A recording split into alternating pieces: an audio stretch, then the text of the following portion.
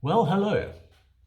Following over 13,000 views on YouTube and TikTok combined, and many dozen comments and likes, being a man of the people like I am, I'm going to do a follow-up on the whole centre debate. You know, I'm an advocate for Willemse and Moodie, been calling it for a while, and said maybe Allende and Kriel's time's over. Obviously, people will have their own opinion on that. I just think that if you're a double World Cup winner and you've played as many tests as you have, and there is no superior alternative, you keep playing until there is, or as long as you want to, as long as you can, as long as you're good enough. Unfortunately for them, there are a handful of superior alternatives, or at least youngsters that are just as good as them. My argument is that they are a bit one-dimensional, where some players are multi-dimensional. They have a superior skill set. So wouldn't you rather have a player that can do multiple things in a match? Anyway, so what I've done, I've created 6 categories. Let's analyze this and be more analytical about it. So how would you judge a centre, or most rugby players for that matter? First of all, go forward. When they've got ball in hand, can they go forward through a tackle? And how good are they at making ground for their team? Secondly, tackling. Defense is huge. I mean, 50% of the time, more or less, you're defending. So if you can't tackle properly, especially tackle guys backwards, then you're going to struggle to make it in international rugby. Speed off the mark. At the end of the day, there's no substitute for pace. Step. Can you avoid a tackler by stepping them to kingdom come? Well, we all know Ches and Goldie can do that because he did that a number of times this weekend, and that's one of his big strengths. Offload ability and passing ability, distribution. Can you get balls to other players in a better position? Can you, in a tackle, get the ball away? That creates tries. Ask Sonny Bill Williams. And kicking. An inside centre doesn't always have to kick. A lot of the great 12s like Amar and Nonu weren't big kickers. But hey, if you can do that, and you can kick out of hand, you can chip it over the top, you can put in a nice grubber, you can also kick for poles, well, you're an asset then. No doubt about it. So with those categories in mind, I have marked them all out of 10, so they can get a total of 60. Let's see what they score out of 60. Now, the players I've included are players that everyone in the comments have suggested.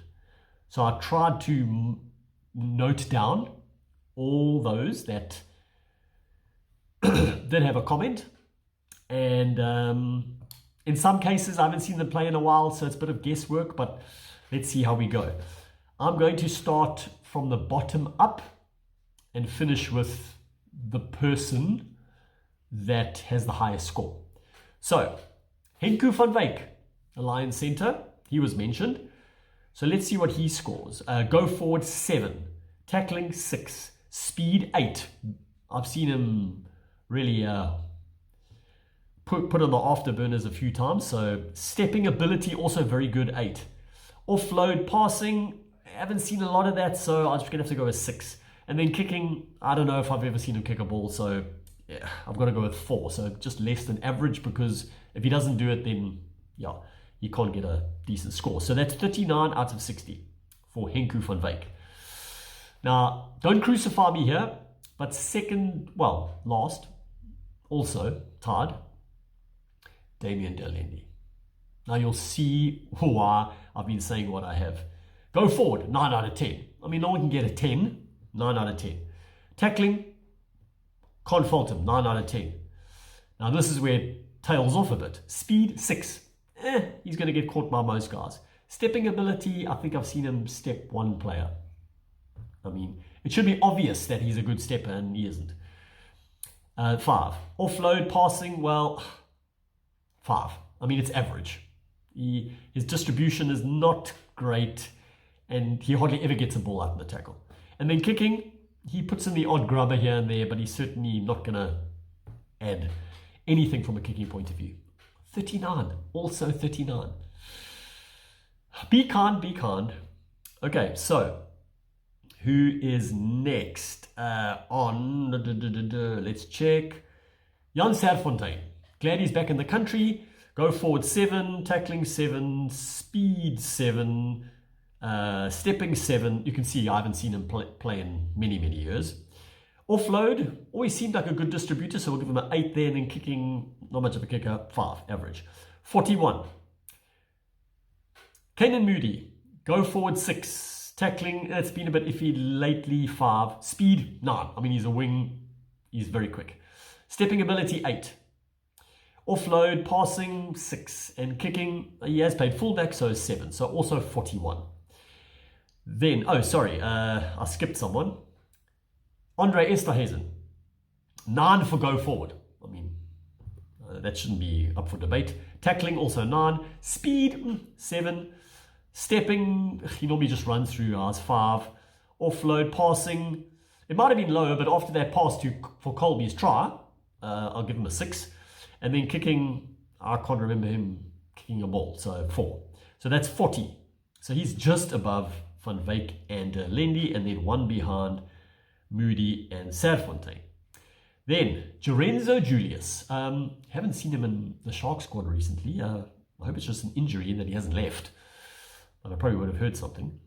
Anyway, go forward 7, tackling 6, speed 9. The guy's quick as, not quite Grant Williams, but he's stepping 9. Do you see how he avoids tackles by just stepping the guy's stickant?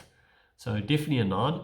7 for offload, passing, kicking. I haven't seen him kick, so 4. So that's 42 for Julius. And then Jesse Kriel. 7 go forward, 9 tackling. He's a great defender. Defensive coordinator. 8 for speed. He is quick. Can't deny that. Stepping 6, doesn't do much. Kicking, no, offloading, passing 6, kicking 6. He did play fullback, so he can kick. 42. So that leaves one person, Damian Willemse. Now I could be biased here. I could be. But you'll see what I mean about multi-dimensional. Go forward 8. Maybe not quite as good through a tackle as Allende or Esterhuizen. Tackling, solid as you can get, 7. I mean, it could be an 8, but I said 7. Speed, as quick as most guys out there, 8. Stepping ability, this is where he steps up, 9. Can't deny that the guy can step. Offload passing, he's also a fly half, he can distribute, he can get the ball away and tackle, 9. Kicking, obvious, I mean, he kicks for poles, he's very good with his chipping, he can kick long distances, at least an 8. Damian Willemse gets a 49. Now, maybe I'm wrong by 1 or 2, but it just shows he's way ahead of the rest. He's 7 points ahead of Kriel and Julius. So, do I rest my case? I think I do. But I welcome any comments, suggestions. Are there any other players coming through? Oof, that Lati from Paul Jim. Marcus Miller. Ooh, watch him get in the mix pretty soon. It's 2 years out from the World Cup, just saying. That's the central debate. I would love to hear what you have to say. But what I'm really trying to get at is we've got options. And if someone doesn't add in a number of ways to the team, do they deserve to still be in a squad? I'm not saying get rid of them. I'm saying keep playing the youngsters and see where it goes.